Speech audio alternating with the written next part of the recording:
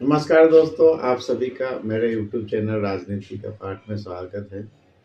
आज का टॉपिक है इंडिपेंडेंट एमएलए इलेक्शन का मैनिफेस्टो, कि जो हम ऑलरेडी 2 वीडियो देख चुके हैं। ये तीसरा पार्ट है उसका।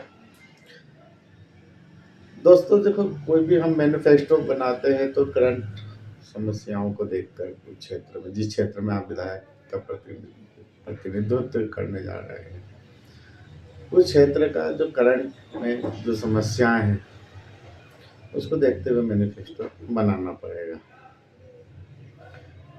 अब चूँकि मैं आपको बता चुका हूँ कि बिहार में मैंने बहुत ज़्यादा काम किया है, तो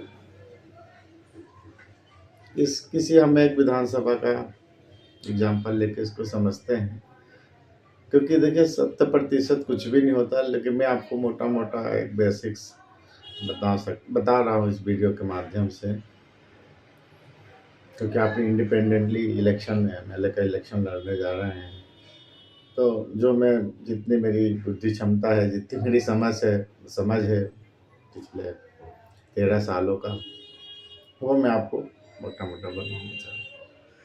दोस्तों, आने वाला जो आपको मैंने बात कही थी कि इलेक्शन में सत्ता में बहुत कुछ चेंज होने वाला है। एक तो जो एमएलए एमपी है, अभी जो जैसे भी आ रहे हैं चुन के, लेकिन आने वाले समय में पढ़े लिखे और अच्छे लोग ही ज़्यादा पार्टिसिपेट करेंगे। क्योंकि मुझे विश्वास है कि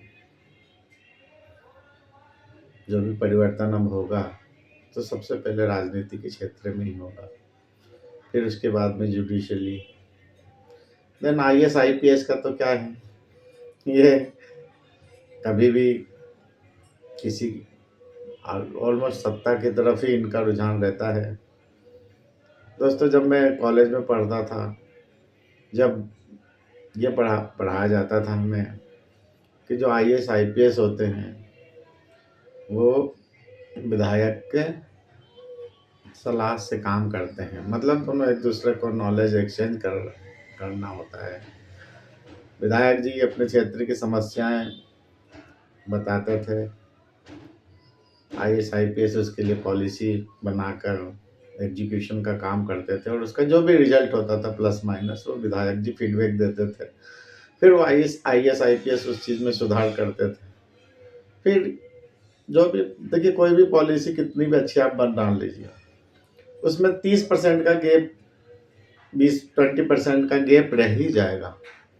अगर उस पॉलिसी से एक पर्टिकुलर सेगमेंट को फ़ायदा होगा, तो दूसरे सेगमेंट को नुकसान हो सकता है।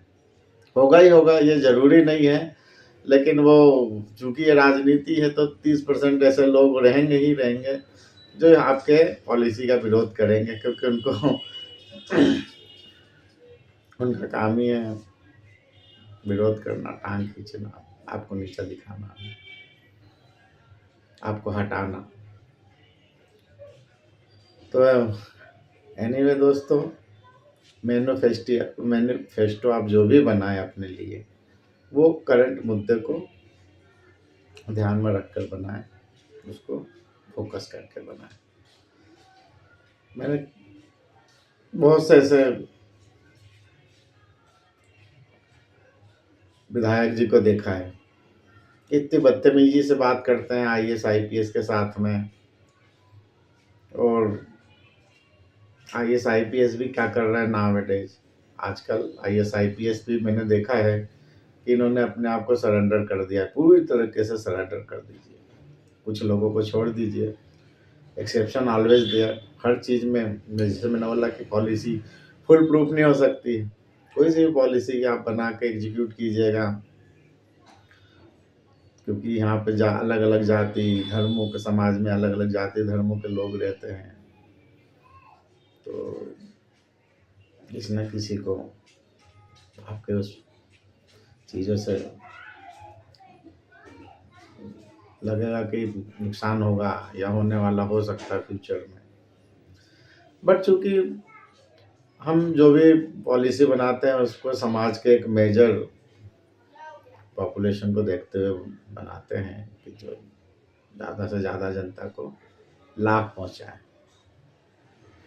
करंट में जो भी पॉलिसी बनी है उसमें हमेशा हर कायदे से तो 5 साल में बदल जाना चाहिए। जीरो बेस बजटिंग के अकॉर्डिंगली काम होना चाहिए। मान लीजिए हमने किसी एक पर्टिकुलर समस्या के लिए कोई बजट बनाया, वो समस्या का समाधान हो गया 5 सालों में, अब वो हेड ही खत्म हो जाना चाहिए। बट मैंने देखा है कि ये सब चीज़ों की कोई तरफ बात नहीं करते हैं, ना आईएएस आईपीएस करेंगे। आईएएस आईपीएस क्या करते हैं, वो देखते हैं कि आप अपना एमएलए कैसा है, माथा देखकर ही उसको सलाह देते हैं। तो एनीवे दोस्तों, चूंकि आप एमएलए बनकर आईएएस आईपीएस के साथ में काम करने जा रहे हैं, तो आईएएस आईपीएस से के इक्विवेलेंट आपका पढ़ाई लिखाई होना चाहिए, और इससे ज़्यादा है हो तो बहुत अच्छी बात है, क्योंकि आईएएस आईपीएस वो लोग काफ़ी मेहनत से पढ़ के आए हैं, अच्छे परिवार और अच्छे बैकग्राउंड के होते हैं। ऑलमोस्ट मैंने देखा है 20% या 30% को छोड़ दीजिए कि समाज के गरीब तबके के भी बन जाता है, क्योंकि ज़्यादा बड़ा परिवार में इसलिए ज़्यादा परिवार बड़े परिवार के इसलिए बन पाते हैं क्योंकि उनमें बहुत पेशेंस होता है, आराम से पढ़ाई 5 साल 10 साल पढ़ाई करके बनते हैं। वो ऑलरेडी ही अपने आप में पहले कुछ बने होते हैं, कोई आईआईटीएन होता है, कोई आईएएमएस होता है, कोई डॉक्टर होके फिर यूपीएससी की एग्ज़ाम क्रैक करते हैं। तो दोस्तों वो ऑलमोस्ट 80% जो होते हैं जिनका फैमिली बैकग्राउंड बहुत अच्छा होता है, चूँकि नॉलेज भी अच्छा होता है, पढ़ाई करते हैं, मेहनत करते हैं, चीज़ों को समझते हैं, सिस्टम कैसे काम करता है उसको समझते हैं। आज आग को पानी का डर होना ज़रूरी है। आज लॉ का ही कानून है ना, आज देश का कानून है कि बहुत सी बुरी शक्तियाँ समाज में पनप नहीं पा रही है, और ये होता है किसी भी कालखंड में जब भी कुछ गलत हुआ है तो उसका एक समाधान हुआ है। तो दोस्तों, मैनिफेस्टो जो बना है,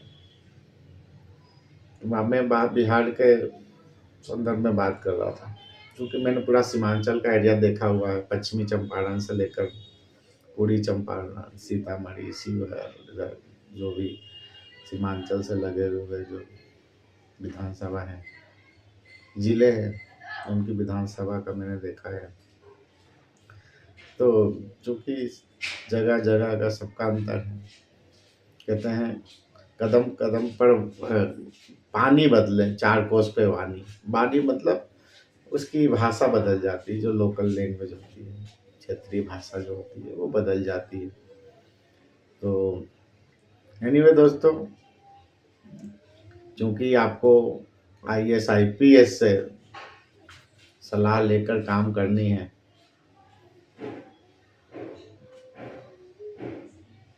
तो उस हिसाब से उनके अकॉर्डिंगली लेवल का भी होना चाहिए,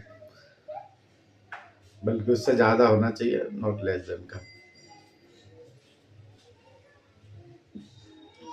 ठीक है दोस्तों, चूँकि मेरा ये वीडियो 8 मिनट्स का हो गया है, मैं आप नेक्स्ट वीडियो में बात करूँगा आपसे। जब तक के लिए धन्यवाद, नमस्कार।